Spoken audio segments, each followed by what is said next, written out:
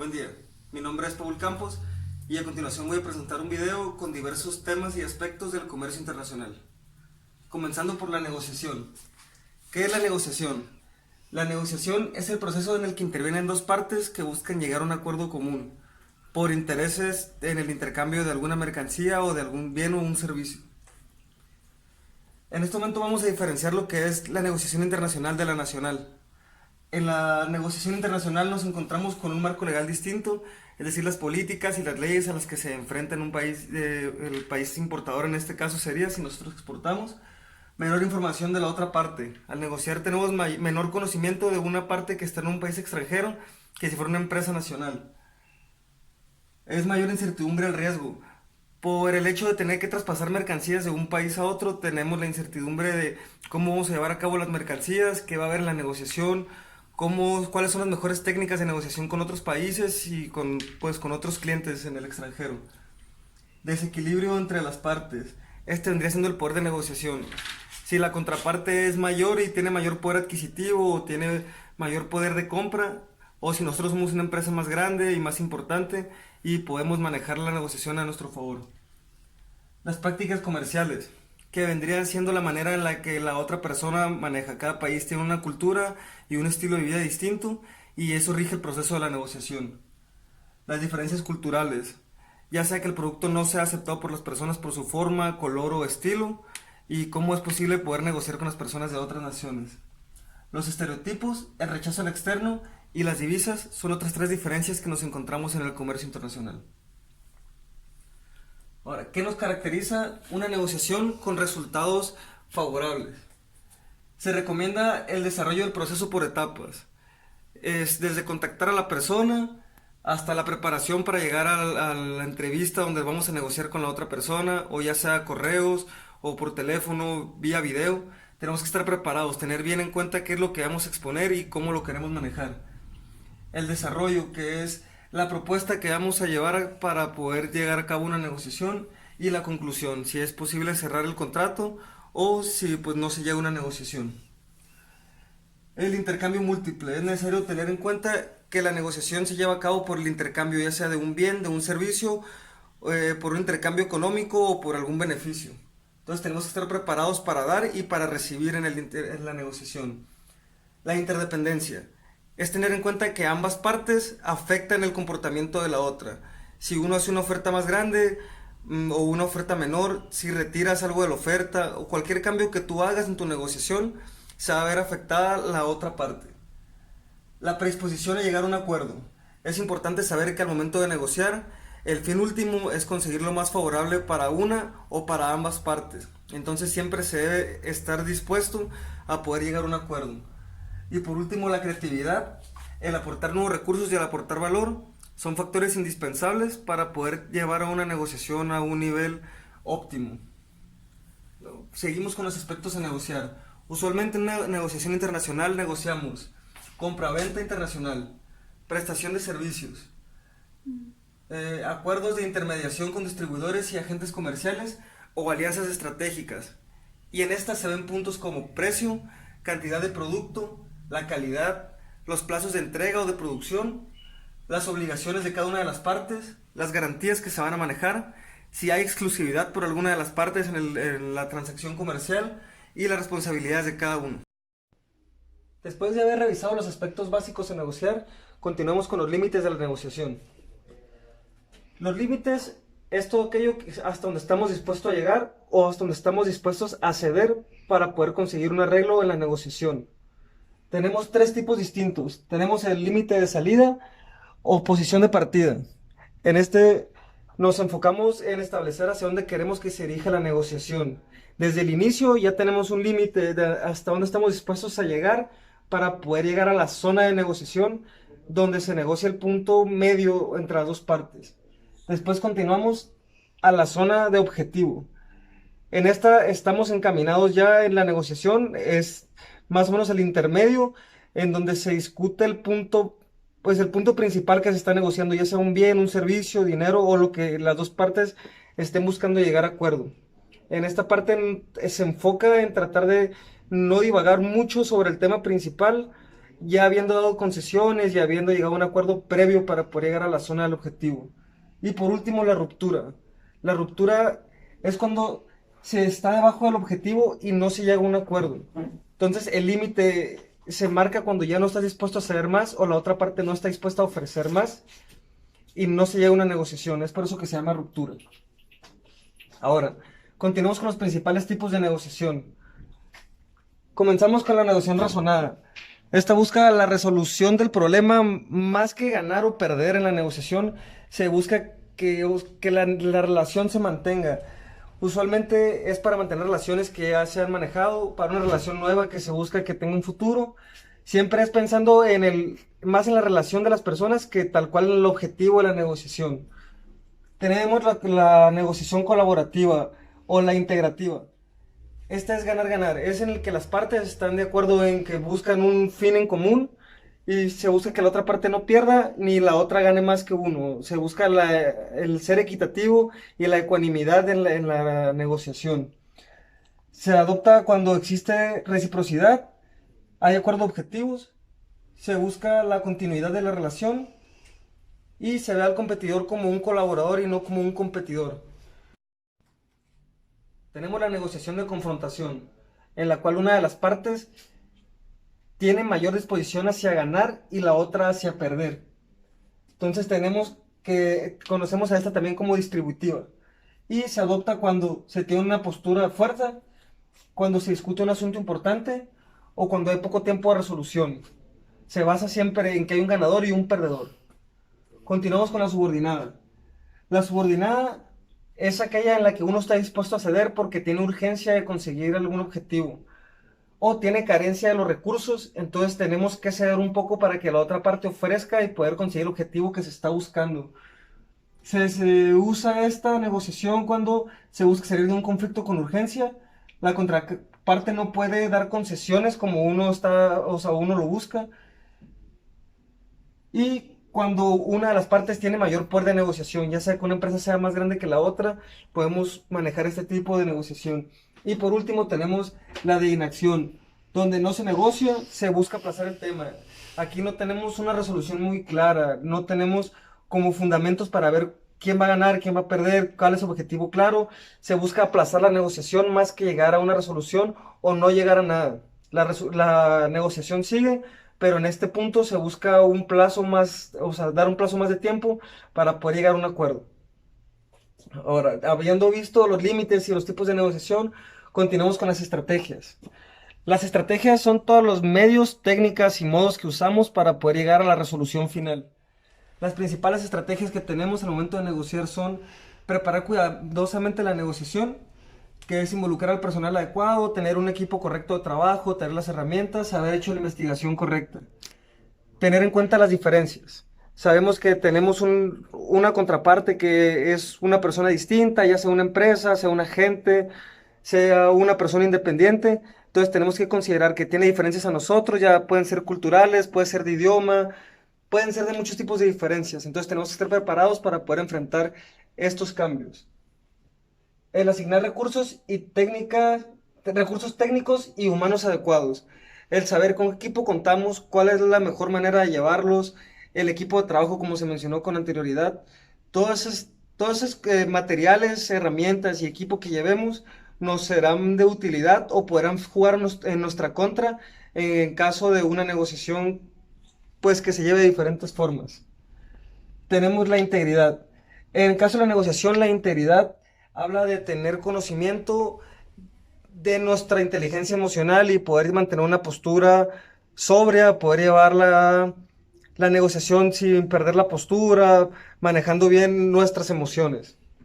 Y tenemos por último el control de las emociones y el ser flexible. Hay que recordar que la negociación se lleva a cabo entre varias partes y el estar dispuestos a ser flexible, al escuchar a la otra parte, a ver qué es lo que busca, qué es lo que necesita y que nos escuchen a nosotros, habla pues de una negociación que va avanzando. De eso habla la flexibilidad. Y del tema de negociación esto sería todo. Continuamos. A continuación hablaremos de las formas y los medios de pago. ¿Qué son y cuáles son las principales en cada uno de los aspectos? Comencemos con las formas de pago. Las formas de pago son los diferentes acuerdos entre comprador y vendedor para determinar el momento en el que se llevará a cabo el pago. Los más usuales son pago a plazo. Es un pago que recibe el exportador después de haber entregado los documentos de embarque al importador. Es en un plazo convenido por el importador y el exportador y normalmente funciona al momento de mandar el embarque o de recibir las mercancías. Tenemos el pago por adelantado. El pago por adelantado es cuando el importador paga antes de recibir las mercancías e inclusive puede ser antes de haber sido embarcadas por el exportador. El exportador es una manera muy segura para él de verificar que el pago lo va a recibir y es una garantía para poder mandar las mercancías. Tenemos la cuenta abierta. El exportador envía las mercancías, la factura y el documento de embarque al importador y espera el pago. En este momento primero se embarcan las mercancías y habiendo comprobado con documentación que la mercancía fue enviada, el importador deposita el pago al exportador. Y tenemos el pago a la vista, que es el pago al contado o contra documento. El pago lo recibe el exportador al efectuar el embarque, presentando al importador los documentos que verifiquen que la mercancía fue enviada correctamente. Esas son las principales formas de pago. Ahora pasemos a los medios de pago. El medio de pago es el mecanismo que se usa, que se estipula en los contratos y en la negociación para saber de qué manera va a recibir el dinero una de las partes. Tenemos que puede ser una transferencia o una orden de pago. El pago se realiza del importador al exportador por medio de operaciones bancarias. Tenemos la cobranza de exportación. El exportador entrega la documentación que representa a las mercancías o los servicios que están prestando a un banco con la instrucción de enviar el pago, ya sea del importador al exportador y el exportador las mercancías. Y tenemos la carta de crédito. La carta de crédito es el más seguro de todos los medios de pago y se distingue porque tiene diferentes variedades. En un momento más vamos a revisar cuáles son las diferentes formas de carta de crédito. Un poco los riesgos que conllevan las formas de pago. Para el exportador los principales riesgos es recibir el pago en condiciones diferentes a las solicitadas, es decir, que puede llegar incompleto el pago por un mecanismo distinto al establecido o inclusive que el pago no llegue. En caso de un cheque, podría recibir un pago de un cheque sin fondos, lo que pues viene siendo un inconveniente para exportadores, son los principales riesgos que tenemos. Y al importador, uno de los principales riesgos es recibir las mercancías en condiciones diferentes a las solicitadas, ya habiendo realizado el pago, o no recibir las mercancías. En este caso vendría siendo el equivalente a una estafa. Y los medios de pago más usados por su seguridad son la cobranza documentaria y la carta de crédito. Ahora pasemos a platicar un poco sobre lo que son las cartas de crédito y cuáles son sus diferentes modalidades. Tenemos la carta de crédito irrevocable, es aquella que no se puede cancelar a menos de que ambas partes estén de acuerdo. Tenemos la revocable. La revocable se puede revocar siempre y cuando quien expide la carta de crédito antes del exportador haber embarcado las mercancías cancele la transacción, lo que quiere decir que la negociación ya no se va a llevar a cabo. Tenemos la avisada o la notificada, donde el banco del importador avisa a la persona que va a recibir las mercancías, pero no verifica que ellos se van a encargar del pago. Tenemos la confirmada, que es en la cual los bancos se ponen de acuerdo y verifican que el pago se va a llevar a cabo. Así las mercancías lleguen o no lleguen, haya una discrepancia entre las partes, el pago siempre se va a realizar. Hay que recordar que las formas de pago son diversas, son varias y se usan para diferentes situaciones, ya sea cuando tenemos una relación muy estrecha con la contraparte o cuando no existe relación, e inclusive cuando se quiere crear una relación nueva con alguna contraparte en la negociación, usamos diferentes tipos de métodos de pago internacional. Estos se clasifican según su nivel de riesgo. Presentamos los siguientes: de alto riesgo tenemos pagos en efectivo, tenemos cuenta abierta, consignación y los cheques. Por su naturaleza y el modo en el que se realizan las transacciones, estos son los más riesgosos. Tenemos el nivel medio, que es una transferencia bancaria, una cobranza documentaria y tarjetas de crédito. Y el nivel más alto de seguridad, o sea, el más bajo en cuestiones de riesgo, viene siendo la carta de crédito. Estas serían las formas de pago en el comercio internacional.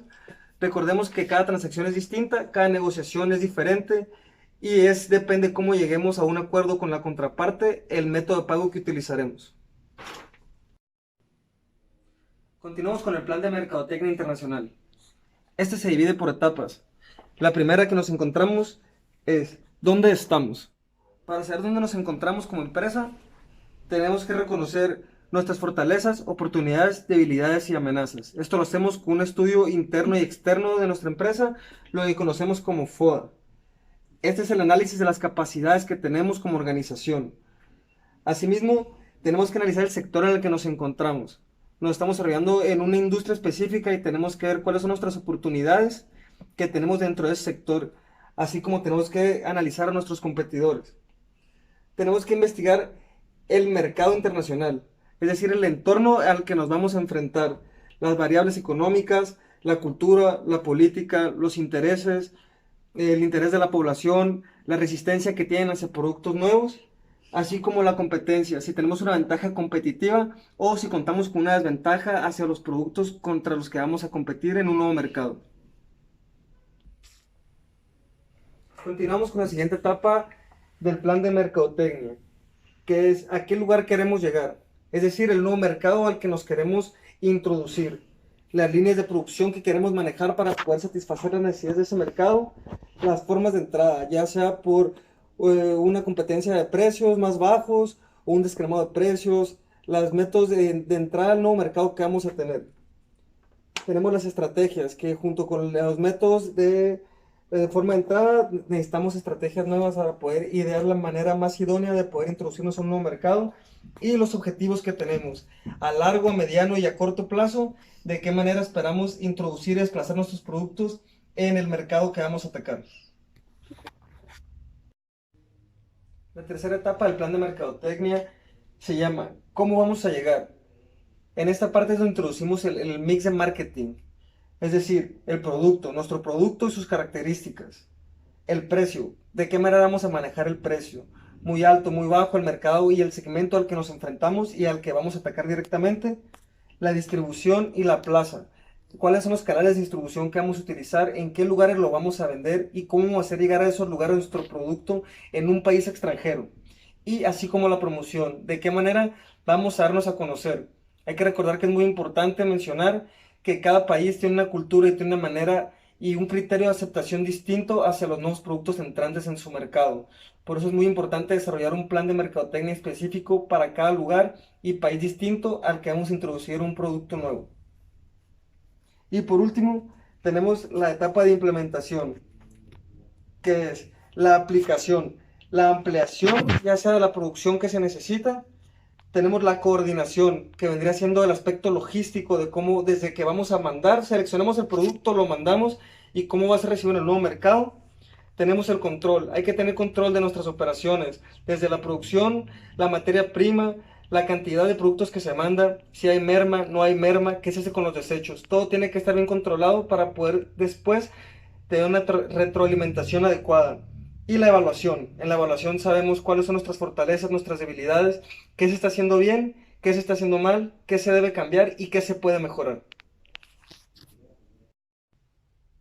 A continuación, hablemos un poco sobre los contratos internacionales. ¿Qué son y qué es lo que conllevan? Un contrato internacional es un acuerdo entre dos o más partes. Es voluntario y se busca el llegar a una resolución de una negociación, estipularlo ya sea por escrito o de manera tácita. El contrato cumple con ciertas características. Es de libre consentimiento por las partes. La creación o modificación es de libre consentimiento por las partes también. Está protegido por la ley, por la Convención de Viena. Y usualmente es con ánimos de lucro, aunque también puede haber contratos sin fines de lucro. Los elementos. El contrato tiene capacidad, tiene consentimientos, objetivos, causa, forma y cláusulas. Es decir, en él se estipula todo lo habido en una negociación. Es la resolución última que se tiene. Tiene validez. El contrato en su existencia tiene una validez protegida por la Convención de Viena, como se mencionó. Es decir, que tanto en el país de origen como en el país destino, de las dos partes involucradas en cuestiones internacionales, será legítimo y se deberá regular por las leyes de un país, del otro y por las regulaciones internacionales. También en los contratos debe venir a estipular los medios de pago, que fueron los que revisamos con anterioridad. En el contrato también se deben estipular los Incoterms que se llevarán a cabo o el Incoterm bajo que será el régimen con el que se trabajará. Cuenta con un aspecto técnico. Los aspectos técnicos de los contratos son la operación aduanera, es decir, el despacho de las mercancías, el desaduanamiento en el origen, el aduanamiento en el país de destino.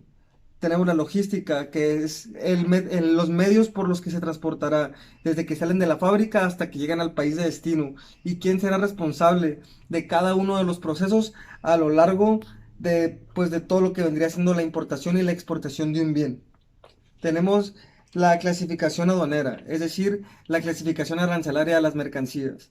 Las mercancías por su origen tienen una clasificación que se basa en el sistema armonizado de clasificación arancelaria. Esto debe estar bien estipulado en el contrato para saber bajo qué régimen se introducirán y saldrán de un país. Y por último, la valoración aduanera. El valor aduana es el conjunto de criterios utilizados para determinar la base gravable de las mercancías. Y los contratos más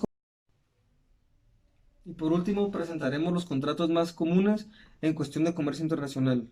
El contrato más común es el contrato de compraventa. Existen también contratos de distribución, de franquicias, de transferencia de tecnología. Tenemos el de leasing, el de factoring y joint venture.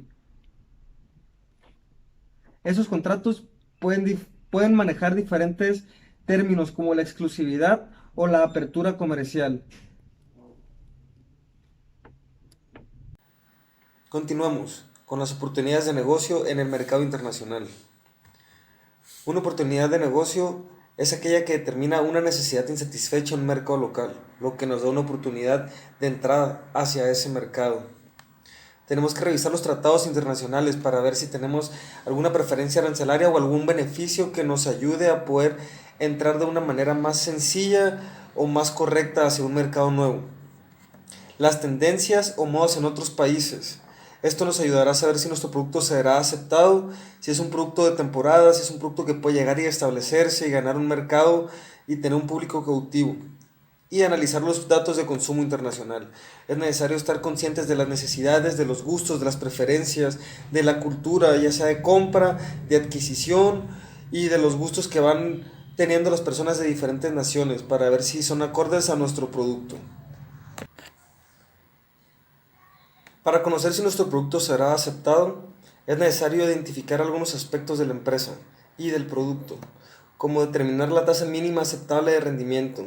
Esta nos indicará si nuestra empresa y nuestro producto se están encaminando hacia el mercado correcto y están siendo aceptados de la manera adecuada, es decir, si nuestro producto está siendo consumido.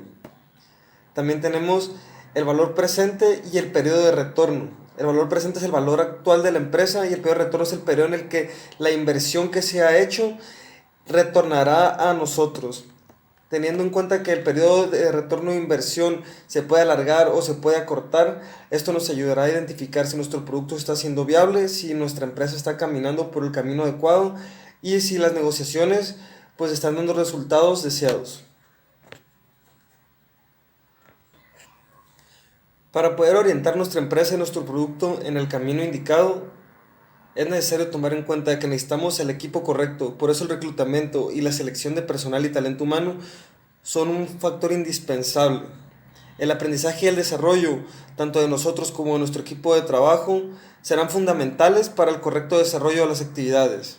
El tener planes de carrera y de sucesión, en la evaluación del desempeño para saber en qué áreas nos estamos equivocando y cuáles son nuestras oportunidades de mejora, y los planes de compensación e incentivos para el personal para que realicen las actividades de una manera correcta y motivados. Es importante siempre tener en cuenta al personal y tener en cuenta el plan de desarrollo que se llevará a cabo para que la organización trabaje de una manera adecuada y los negocios salgan de la manera idónea.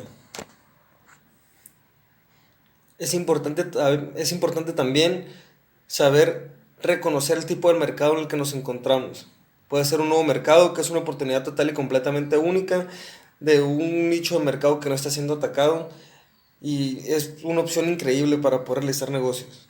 Tenemos el mercado de expansión, es decir, aquel que la empresa decide aterrizar todas sus oportunidades. Ya se está trabajando en este ámbito, entonces se especializa el trabajo y se hace crecer la empresa en este mercado. Y tenemos el mercado de consolidación, que es el mercado en el que la empresa siempre ha trabajado y en el que se consolida y se hace una empresa grande y se hace una empresa fuerte. Debemos también considerar aspectos macroeconómicos para poder realizar nuestros negocios de manera internacional, así como los económicos. Nos vemos afectados por la inflación, la evaluación de los tipos de interés, la tasa de desempleo y el crecimiento actual o el decrecimiento de las economías, así como el PIB o el PNB.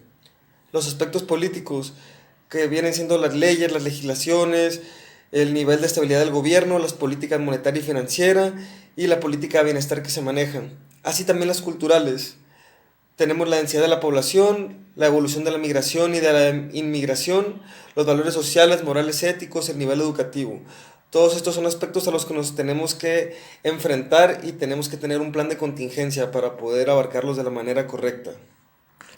Los tecnológicos, como el nivel de desarrollo, el grado de implantación de tecnología, el grado de obsolencia, el porcentaje del PIB indicado a la tecnología de información, la investigación que se invierte en ese país, los aspectos legales, los derechos, propiedad intelectual, normas y todo lo que el país nos pide para poder estar en orden legalmente constituidos en ese lugar, los medioambientales, el porcentaje de reciclado de productos, si existen energías renovables, no renovables y qué tanto afectará nuestro producto y si es necesario cumplir con alguna regulación. Para poder reconocer si nuestra empresa y nuestro producto están siendo manejados de la manera adecuada y son capaces de soportar la transición de un mercado nacional hacia uno internacional, es necesario e indispensable que reconozcamos en qué punto nos encontramos. Por eso es recomendable realizar análisis de la empresa, tanto internos como externos. Existen diferentes métodos y formas para poder realizar este proceso. Uno de los más comunes y de los más funcionales es el método FODA, fortalezas, oportunidades, debilidades y amenazas. Este nos ayudará a la evaluación interna y externa de los aspectos técnicos, intrínsecos de la organización, extrínsecos, y sabremos si estamos en el punto correcto para poder llegar a la internacionalización de nuestro producto. Es necesario recordar que nuestros objetivos deben ser SMART, es decir, debe ser medible, alcanzable, relevante y trazable. El exportar y realizar comercio internacional es una oportunidad de crecimiento, de establecer relaciones con otros países, de aprovechar los tratados comerciales que México tiene con otras naciones y de explotar al máximo